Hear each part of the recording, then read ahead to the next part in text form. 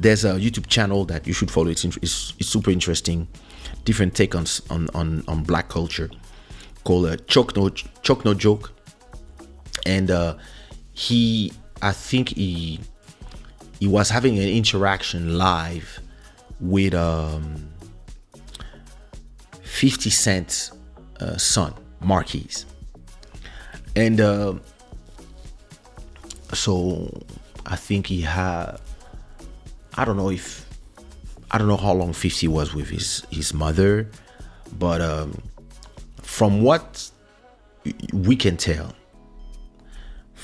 is that the mom turned the boy against his father. It really feels. But anyway, so the kid is 25 now. So he's a man now, right? He's a man now, and listen, I had a kid, and it was over with his mom when he was 2. Wait, he was born in 2003. I think we separated he was 2 years old, something like that.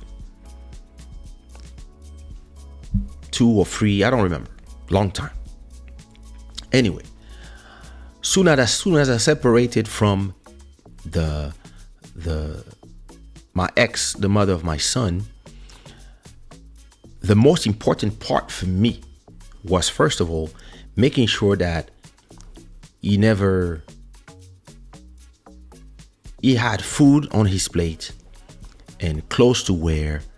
And the second thing was that I really made sure, and this is something, it's two people, it's not just you, but because of the way I was raised and the values I have, the values of family, I understood. To me, it's already a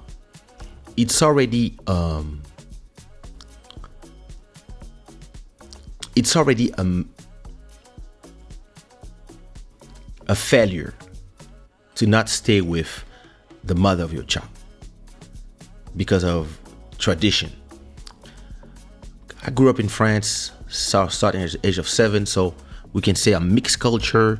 So yeah, separated, etc., etc. I still had to go through the wrath of the parents, explain to the parents, and convince the parents of her parents and mine that it was better to not be together and to co-parent peacefully.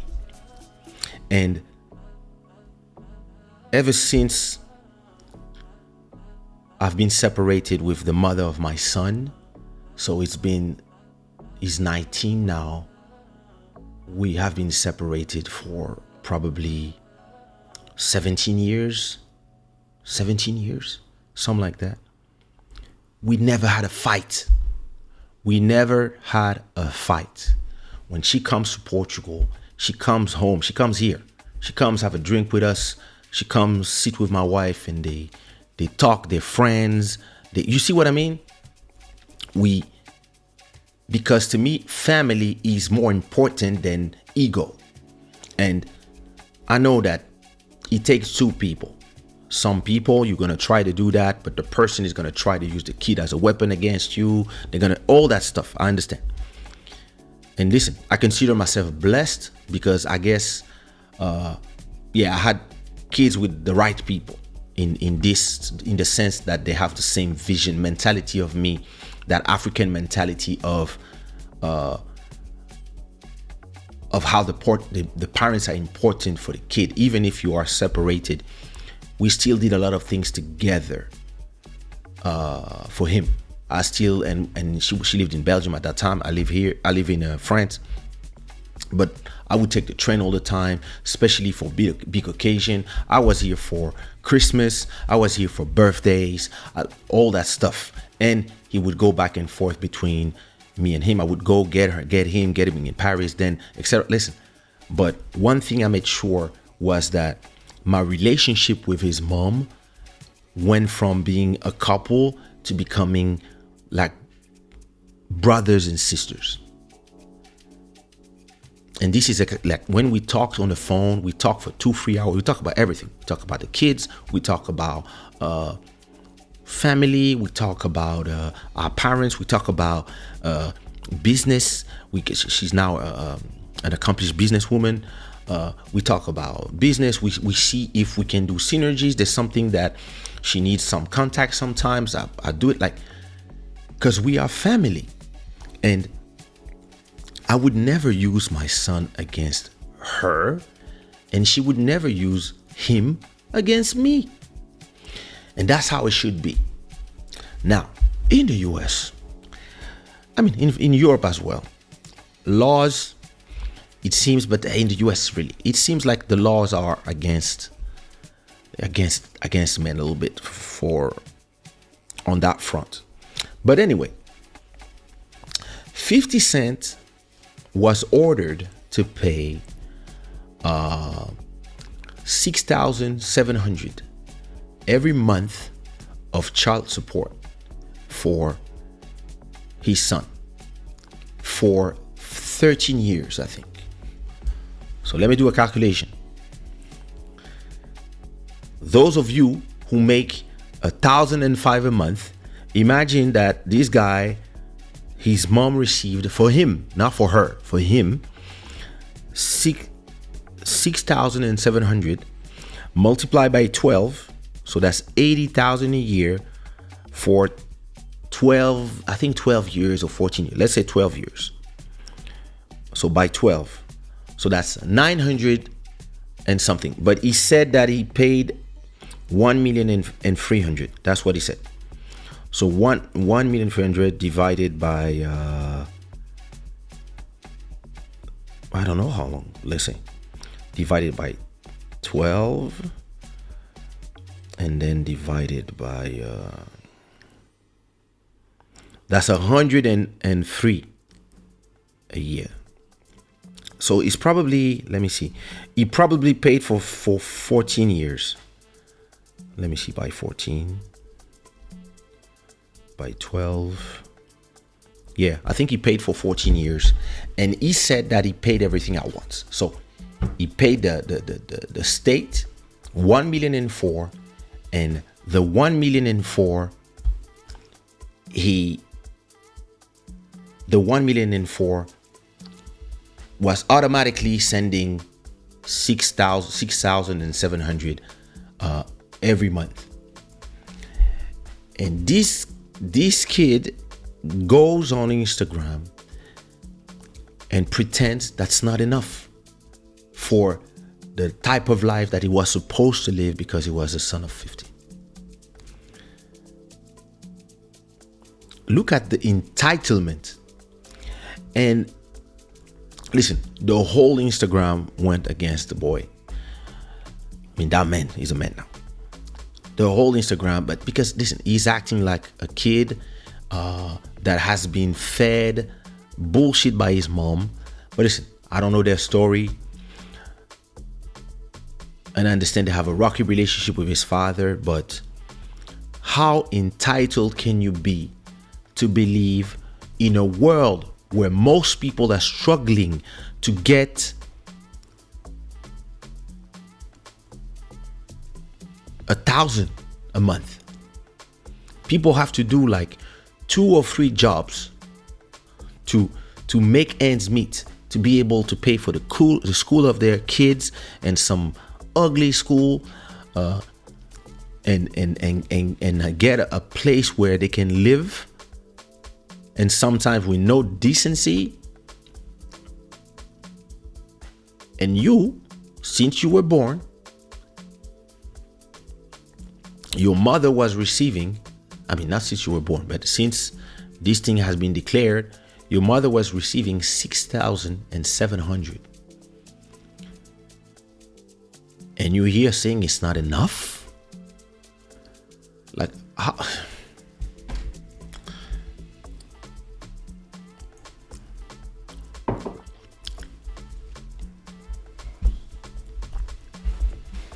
Yeah, what you think in the chat?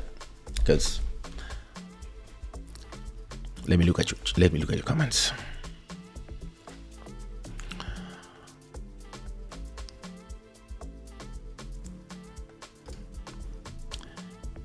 Hey. It's not a failure you can say when it doesn't work. Yeah, you know. Yeah, I have to call her. This one, listen, let me. Since the last time I saw her in Belgium, she never called me anymore. Let me call her. Let me send her a message.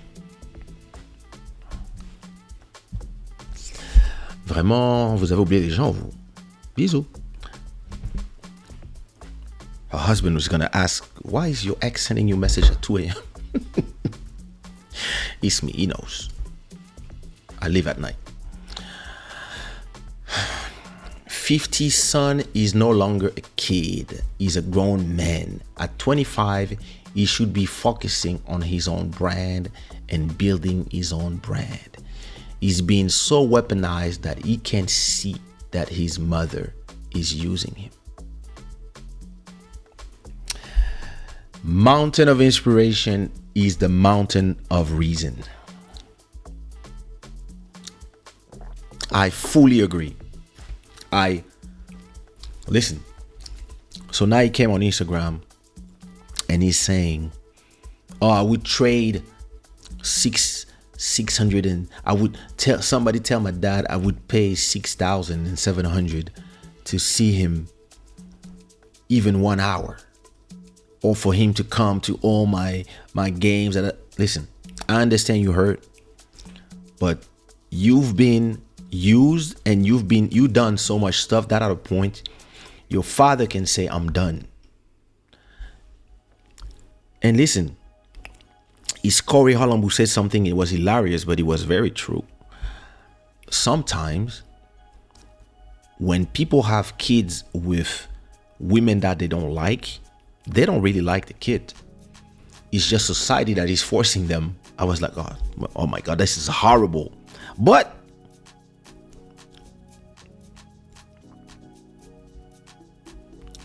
you know, listen, at a point, you're a grown man. Stop talking about this. And when, like, you have to understand as well that the reason people are talking to you is that because you're the son of somebody. You didn't do nothing for people to come and talk to you about yourself. People are just coming to you because you are 50's son. And listen, as a son of somebody who was super famous in my country, trust me, the last thing I wanted to do was politics, because I knew that just like my sister, or just like my brother, or my brother-in-law, and all the kids of politicians that I know, people will treat you and people will act as if you are where you are because of your name, not because of your merit. When I went through music, people continued to say, yeah, but it's because you're the son of whatever. But it was because I was making hits and nobody could say nothing. So they were trying to find excuses. But trust me, what I built on my own. I cannot say I did it myself, because first of all, nobody builds themselves by themselves. You always have people, teams, the fans, etc. And the education that your parents gave you, the places where they put you, where you learn all the languages you speak, the places where you learn economics, all these things that you're using today, is your parents that took the decision to invest the fortune that they found themselves in, invest to put you in the great schools. So this is what makes you successful. So you cannot come and say, "Oh, I made myself by myself." Unless you are a complete orphan, you didn't make yourself by yourself. But still, my music career, it was me. Meaning that, no, I was not in hotels making it happen. I was sleeping on the floor, trying to make it happen in South America. Made all these moves, the musical moves, by myself. And because I was proud to do that. So I made my name. I'm the son of my dad, and everybody know me as the son of my dad, but most people in my country know me as me, Kaysha. And it's very hard. It's very hard for a lot of kids that are sons of celebrities, sons of big magnates of business, oligarchs, whatever, you name it. People who came from nothing but made fortune. A lot of time their kids are not ready because, yeah, listen, ambition, a lot of times ambition comes from hunger. And if you're not hungry, you might not have the ambition. And you might, listen, if you never suffered, you never knew hunger, yeah, maybe you just chill. And yeah, you know you're going to be given this, given that. So yeah, you don't have this drive to do something because you know, like, yeah, my dad's going to buy me a house, or my dad's going to do this, my dad, etc., etc. Listen, when I was 12, we were in Paris. My parents were going to Congo. And I think they were going to Congo for 6 months, politics. So they were going, and my sisters, they were putting my sisters in school out there. So they decided that they were going back to live there, and they were going back and forth between Congo and France, but they were now based in Congo. And us, because we were in the middle of our studies, we stayed in France. So we were all of us alone in this huge apartment with just the domestics, the free people that work for my parents. We had a driver, we had a person that takes care of the house, and a governant. And it was me, my brother, and my sister in a huge apartment. And I remember the day my mom goes, I think I'm 14, and she tells me, hey, with the girls, condoms. And I'm like, oh. And then she tells me, oh, by the way, we are not going to be here forever in this earth. So think about what you're going to do in the future. And listen, that was so violent to me when my mother told me that. And listen, thank God I still have them. But at 14, it traumatized me when she said that, because yeah, she was just like, on sera pas là pour toujours. We're not going to be there forever. And I was like, why is she telling me this now? Yeah, listen. Political unrest, a country that was in war at that time, etc., etc. She was just telling me, yeah, listen, find out what you're going to do in life, because we're not going to be here forever. At a point, you're going to be on your own. And it kind of shocked me, but it never left me, that phrase. And I think for a long time, I was always scared when the phone was ringing to hear that something happened. But as I got, they're still here for long, hopefully, by the grace of God. But when I think it triggered something in me in terms of my ambition. I was like, yeah, I'm not going to be the son of somebody. I'm going to do my own thing. I'm going to do something significant. My name is going to be my name. I'm going to be Kaysha. I'm going to be known for my art, and not because I'm the son of somebody who's known already. And yeah, look at today. Sometimes my dad tells me, yeah, sometimes you feel like I'm just your dad. I'm Kaysha's dad. When, we run fucking countries. We've been with the Fidel Castro, the Nixons, the Obamas, the Sarkozy, the Chirac, the Mitterrand, the Selassie. Like, my dad met all the world leaders He was at the UN again like 2 weeks ago. Like, he's larger than life. People who run countries. And still, when people see him, they're not like, "Oh my God, are you really?" They're like, no, they're like, "Oh, you Kaysha's dad? Nah, I can't believe you." And he has to call me in video to prove that he's my dad. That's hilarious. All this to say, Brother Marquise, young men, it's time to stop being your dad's son and do something for yourself and stop whining like a little bitch.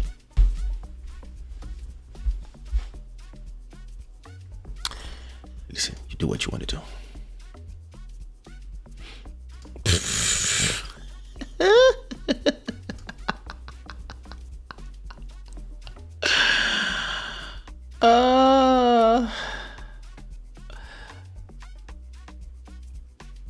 I saw that already. Your body of work sounds like you learned your craft. That's why your stuff not only holds up today, but you stay relevant even today. Thank you so much. And that's true. I proved to the world that I'm not just the son of somebody. And you know, my mother one day told me that because my son grew up near the river, barefoot, poor, when he made it and he became rich, his obsession was that his children never lived those experiences. And yeah, we grew up in the best circumstances. We grew up in a huge house in Africa, plus a huge house in France, plus a huge house in Belgium. We went to Disney World every year, first class, etc., etc. We lived well. Like this, listen. And but as I saw from every kid from that era that were born in the right side of Africa, a lot of them, it kind of killed their ambitions. A lot of them today are either poor or still living at the legs of their parents because they didn't have the drive to become themselves, because everything was given to them. And maybe the fact that I fell in love with hip hop early when I was 14, 15, people start telling me all the time, "Yeah, but you live there, you don't deserve to be with us." I really wanted to prove those guys that I deserved to be with them. And I worked triple on my craft to prove that even if I was not struggling like them and I didn't live in the suburbs of France, in the ghetto, I was still worthy of going to the ghetto and perform. And even if there was a lot of jealousy, a lot of hate, I was still proving that the success was here. And once I released my first album, I start converting more and more people. Second album, third, fourth, fifth, sixth, seventh, eighth, ninth, and 10th, Bantu Royalty. In 10 albums, in the span of 24 years, I proved everybody who I am and what I did.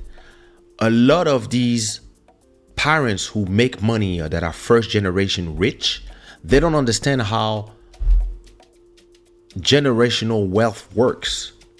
Generational wealth works if once you make it, you make sure that whatever you make, once you out of the game, your kids make it bigger. For this, you have to prepare them for that. A lot of these people today, and it's the same for our parents out there in Africa, they became rich, and it was the first time they had so much money coming from being poor. So they were not ready. On my side, the good thing is my mom already came from a bourgeois family. So once she got with my dad, she started handling the money and telling, hey, I want my kids here, I want them in that school, I want them there, I want them to learn those languages, etc., etc. So she pushed us to the excellence from the get-go. So me at 17, I was done with secondary school, had my baccalaureate in France, and then I was already at La Sorbonne learning economics at 17. When most people, they start 18, 19, 17, I was there working, understanding monetary mass, theory, offer and demand, all that stuff, learning all these concepts of economy, Keynes, etc., etc. And all this I'm using today. But a lot of these American celebrities or celebrities anywhere in the world that came from humble beginnings, when they make it, they don't have the reflexes that the people who made it 5 generations ago have. The people who made it 5 generations ago, yeah, they have stupid kids as well, but they always make sure that there's at least 1 or 2 kids that can take the reins and continue to, or maybe have big companies that can take the reins and have a trust that have professionals that are making sure that your assets continue to grow and continue to move forward, and that everybody after you is saved forever. And this is, to me, the problem with a lot of the people from that generation, this generation.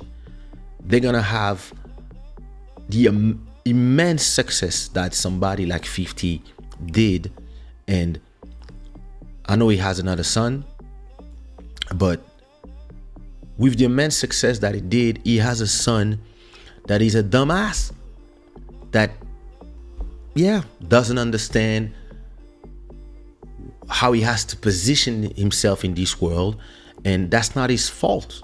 I mean, at 25, your actions are yours, but I mean, everything that happened before, that's not his fault. But it puts him in a position where he's not there when your father is a multi hundreds of millions, and 50 has been making money for a long time. When he invested in that energy drink, I forgot the name, and Coca-Cola bought it, that's when he made 100 million for the first time. And then he's been making money. He's a guy, he doesn't need to do shows. He's like me, doesn't need to do shows.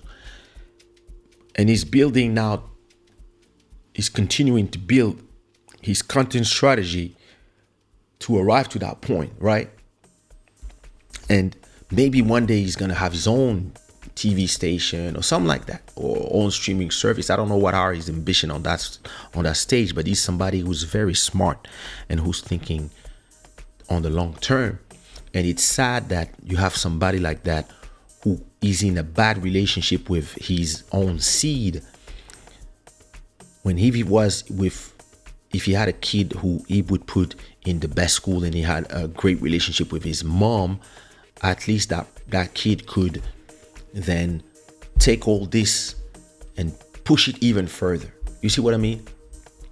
I believe that the kids of Mark Zuckerberg, trust me, they'll be fine. The kids of the Bill Gates of the world, all these people, they'll be fine, because they start the game with so much money, but also so much education that they're not going to be corrupted by that money.